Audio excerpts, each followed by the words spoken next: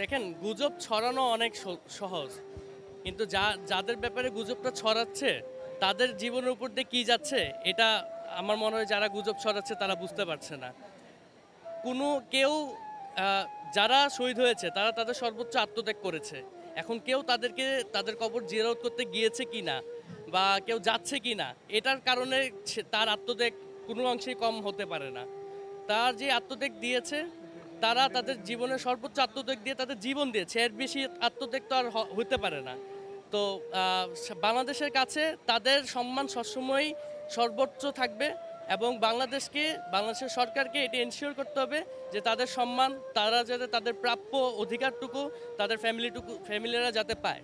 যারা এইসব গুজব রটাচ্ছে, আমি আহ্বান করব সরকারের কাছে, যারা আছেন দায়িত্বরত সকলের কাছে এইসব ব্যাপারে স্ট্রিক্ট অ্যাকশন নেওয়ার জন্য।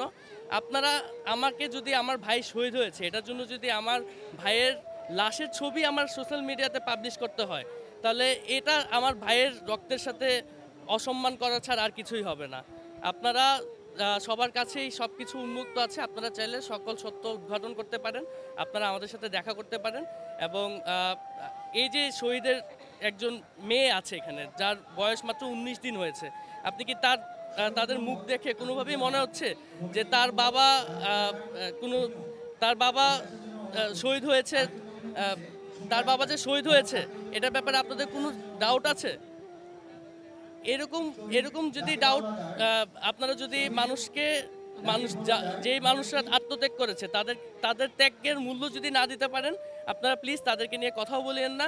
যদি ত্যাগের মূল্য দিতে পারেন তাহলে তাদেরকে ঠিকমতো তাদের প্রপার সম্মানটুকুটা দেন।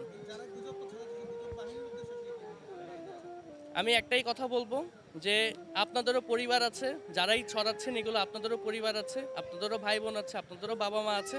আপনারা নিজেদের ভাই বোন বাবা মার কথা, ফ্যামিলির কথা চিন্তা করে হলো এটা চিন্তা করে তারপর গুজব ছড়াবেন যে এই গুজবের ফলে যাদের ব্যাপারে ছড়াচ্ছে তাদের উপর দিয়ে কি যাচ্ছে। 12 বছরের রিপ্লেসমেন্ট গ্যারান্টি নিয়ে তানভীর মেটালি প্রথম বাংলাদেশে। তানভীর মেটালের স্মার্ট পণ্য ব্যবহার করুন, স্মার্ট হন।